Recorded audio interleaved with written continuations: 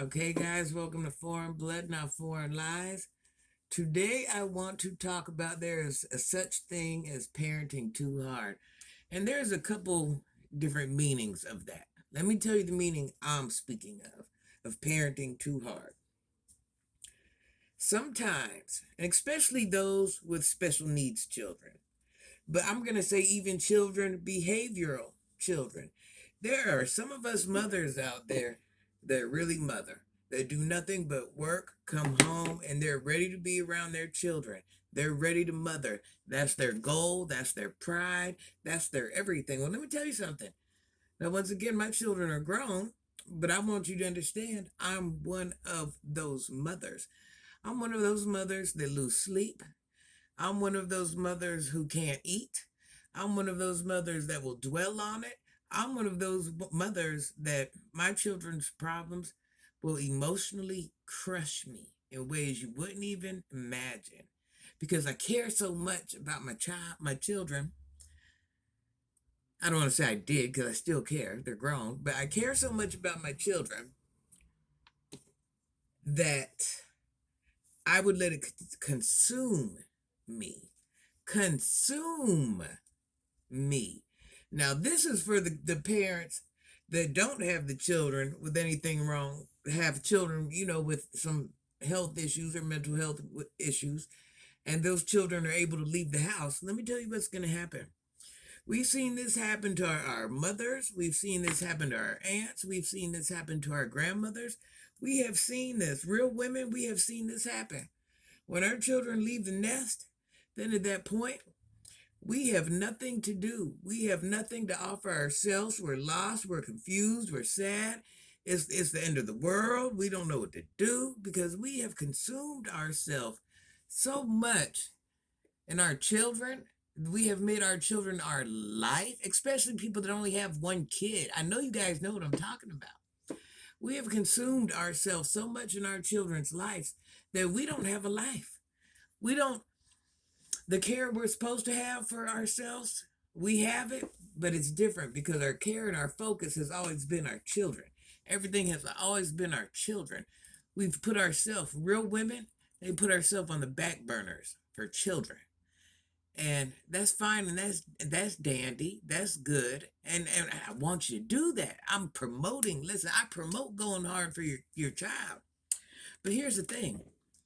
When that child, if you have a child that's capable of leaving the house, oh, they're gonna leave the house. You think they're gonna be there forever? No, no, no.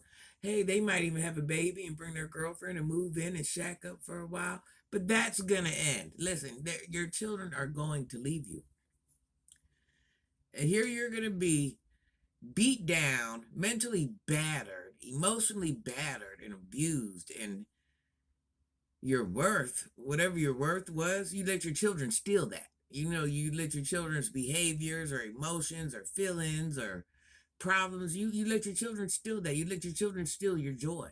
So then you become an older woman with no children in the house, especially the women that don't focus on men, that strategically. Now, I know there's a lot of us out there that strategically focus on children. Don't worry about dating. Don't worry about their goals. Don't worry about their aspirations. Don't worry about their desires. Don't worry about dating. Don't worry about hanging out with their girlfriends. Mom, a mom. I mean, I can't. The mom of moms. Yes, yes, women. Listen, when them children leave you, the mom of moms, the best mom you could have ever been, the same mom that everybody wished they had a mom just like you. You're going to be at home lonely, looking crazy, looking sad, with no purpose. Find your purpose. Listen,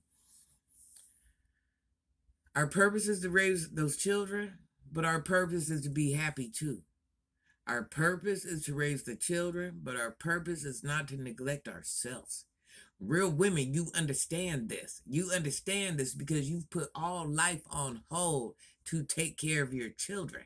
Real women, real mothers, the mother of all mothers, you understand this. The ones that are hit and miss and run the streets and ain't on their kids the way that you're supposed to be and don't sacrifice their children, you'll never understand this. This ain't for you because you've never made those sacrifices or put that pride into those children or put that time into those children.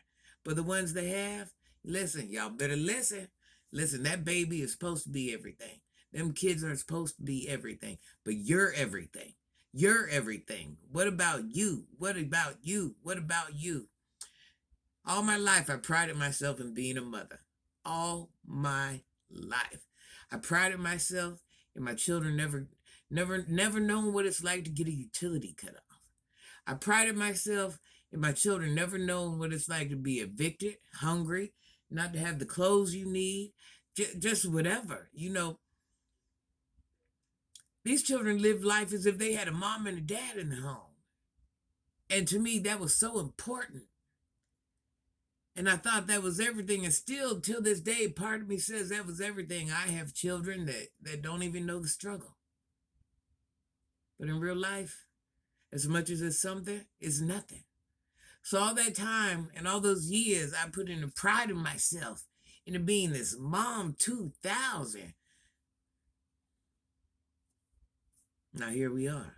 You know what I mean? Here we are. I'm not saying there's not a, how can I say it? Not that we're expected for pats on our back or gifts or money. I'm not saying anything like that. I'm saying you let so much of yourself go that when your time comes, there's no you. That's all I'm saying. Always let there be a you. Let them children be your first priority, but you're the second. First priority, you're the second. Just do not make your children your only priority. There's your children, and then there's you. If you have a husband, he's right in there with you. It's not always about the children. You have to take time for you. You have to love you. You have to care about you. You need a hobby. You need a friend. You need a something.